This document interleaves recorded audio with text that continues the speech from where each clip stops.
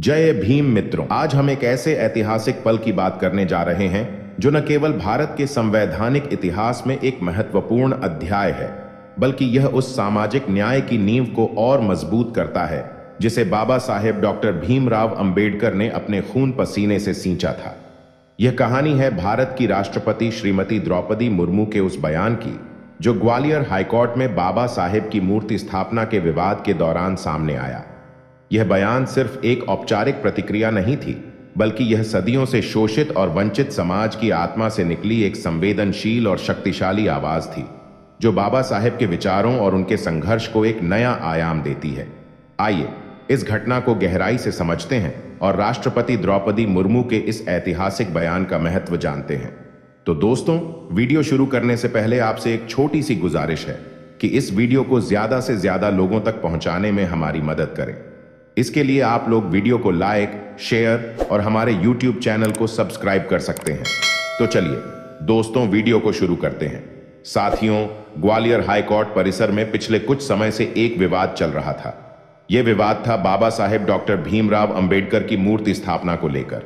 कई वकीलों, सामाजिक संगठनों और बाबा साहेब के अनुयायियों ने इसकी मांग की थी कि हाईकोर्ट परिसर में उनकी मूर्ति लगाई जाए, क्योंकि यह न केवल उनके सम्मान का प्रतीक होगा, बल्कि यह उस संविधान की याद दिलाएगा जिसके निर्माता वे थे और जिसके आधार पर आज भारत का न्यायिक ढांचा खड़ा है। लेकिन इस मांग का विरोध भी हुआ। कुछ लोगों ने नए नियमों और प्रशासनिक कारणों का हवाला देकर इस मूर्ति स्थापना को रोकने की कोशिश की। इस विरोध ने माहौल को तनावपूर्ण बना दिया। एक तरफ वे लोग थे जो बाबा साहेब के विचारों को सम्मान देना चाहते थे, और दूसरी तरफ वे थे जो इस मूर्ति को मात्र एक पत्थर का ढांचा मानकर इसके महत्व को नकार रहे थे। ऐसे में यह विवाद सिर्फ एक स्थानीय मुद्दा नहीं रहा, बल्कि यह एक राष्ट्रीय और वैचारिक बहस का रूप लेने लगा। इसी बीच भारत की राष्ट्रपति श्रीमती द्रौपदी मुर्मू ने इस मामले पर अपनी बात रखी। उनके शब्द न केवल संतुलित थे, बल्कि उनमें एक ऐसी शक्ति थी जो इस पूरे विवाद को एक नया नजरिया दे गई। राष्ट्रपति मुर्मू ने कहा, डॉक्टर भीमराव अंबेडकर केवल संविधान निर्माता नहीं है, वे सामाजिक न्याय, समानता और लोकतांत्रिक मूल्यों के प्रतीक हैं। उनकी मूर्ति सिर्फ एक पत्थर का ढांचा नहीं है, बल्कि यह उन विचारों की नींव है जिन्होंने इस देश को एक नई दिशा दी। उनके इस बयान ने यह साफ कर दिया कि यह मुद्दा सिर्फ मूर्ति लगाने या न लगाने का नहीं है, बल्कि यह एक गहरे नैतिक और वैचारिक सवाल से जुड़ा है। यह सवाल है कि क्या हम आज भी बाबा साहेब के विचारों को उतना ही सम्मान दे रहे हैं जितना हमें देना चाहिए? क्या हम उनके सपनों के भारत को साकार करने की दिशा में काम कर रहे हैं, या फिर हम सिर्फ औपचारिकताओं में उलझे हुए हैं? राष्ट्रपति द्रौपदी मुर्मू का यह बयान इसलिए भी महत्वपूर्ण है क्योंकि यह उनके अपने जीवन के अनुभवों से निकला है। वे स्वयं ओडिशा के एक सुदूर आदिवासी गांव से आती हैं, एक ऐसा समुदाय जो सदियों से वंचित, अदृश्य और उपेक्षित रहा, लेकिन आज वे भारत के सर्वोच्च संवैधानिक पद पर हैं। यह यात्रा आसान नहीं थी। यह संभव हुआ सिर्फ इसलिए क्योंकि बाबा साहेब ने इस देश को एक ऐसा संविधान दिया जिसमें हर नागरिक को समानता का अधिकार मिला। राष्ट्रपति मुर्मू ने अपने बयान में यह बात खुलकर स्वीकार की। उन्होंने कहा, संविधान ने मुझे यहां तक पहुंचाया है और यह डॉक्टर अंबेडकर की देन है। यह सिर्फ उनके निजी संघर्ष की कहानी नहीं है, बल्कि यह उन करोड़ों लोगों की उम्मीद और विश्वास की पुष्टि है जो आज भी अपने अधिकारों के लिए लड़ रहे हैं। राष्ट्रपति मुर्मू का जीवन ही बाबा साहेब के विचारों का एक जीवंत उदाहरण है। जब उन्होंने 2022 में राष्ट्रपति पद की शपथ ली थी, तब अपने पहले संबोधन में उन्होंने संसद में जो कहा था वह आज भी लोगों के दिलों को छूता है। उन्होंने भावुक होकर कहा था, मैं ऐसे समुदाय से आती हूं जो सदियों से वंचित, अदृश्य और उपेक्षित रहा। आज जो कुछ भी हूं, इस देश के संविधान और डॉक्टर अंबेडकर की सोच की बदौलत हूं। यह बयान न केवल उनके निजी संघर्ष की गवाही था, बल्कि यह उस पूरे समाज की आवाज था जो आज भी सम्मान और अधिकार के लिए संघर्ष कर रहा है। उनकी यह आत्म स्वीकृति बाबा साहेब के काम और सोच की मौन मान्यता थी। यही वजह है कि उनका हालिया बयान इस मूर्ति विवाद को केवल एक प्रशासनिक विषय नहीं रहने देता, बल्कि यह इसे राष्ट्रीय अस्मिता का सवाल बना देता है। ग्वालियर हाईकोर्ट परिसर में मूर्ति लगाने को लेकर जो विरोध हुआ, वह महज एक प्रशासनिक आपत्ति नहीं थी। इसके पीछे एक गहरी मानसिकता काम कर रही थी। यह सवाल उठता है कि आज भी देश में कुछ वर्ग क्यों डॉक्टर अंबेडकर की उपस्थिति से असहज होते हैं। क्या उन्हें इस बात से दिक्कत है कि बाबा साहेब अंबेडकर ने जातिवाद को ललकारा? क्या उन्हें इस बात से परेशानी है कि उन्होंने शोषितों को उनके हक दिलाए? राष्ट्रपति मुर्मू ने अपने बयान में इस मानसिकता को चुनौती दी।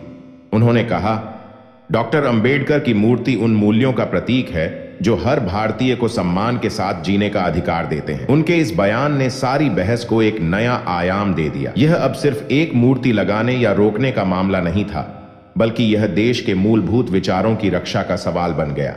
लंबे समय से कुछ लोग यह भ्रम फैलाते आए हैं कि बाबा साहेब केवल दलितों के नेता थे, लेकिन राष्ट्रपति मुर्मू ने इस सोच को सिरे से खारिज कर दिया। उन्होंने कहा, बाबा साहेब का सम्मान हर नागरिक का कर्तव्य है। वे सिर्फ दलितों के नहीं, बल्कि पूरे भारत के निर्माता हैं। यह एक ऐतिहासिक सत्य है जिसे जितनी जल्दी स्वीकार किया जाए उतना ही बेहतर होगा। बाबा साहेब ने एक ऐसा संविधान बनाया जो हिंदू, मुस्लिम, सिख, ईसाई, दलित, आदिवासी, महिला, पुरुष सभी को बराबरी का हक देता है।